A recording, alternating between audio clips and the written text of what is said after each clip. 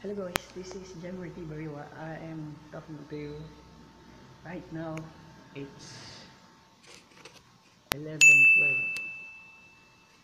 So about this is about the Nazi incident, the neo-Nazi haircut stabbing incident.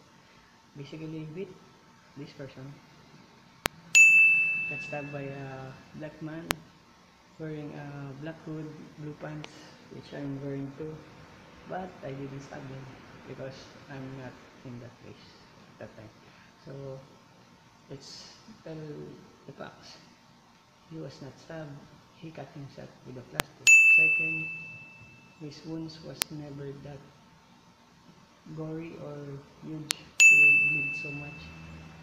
Third, he lied to get an insurance because insurance are high in the US.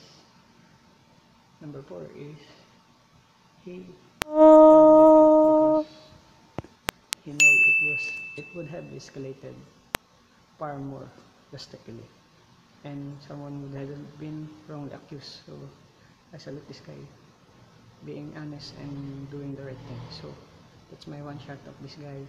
Bye out.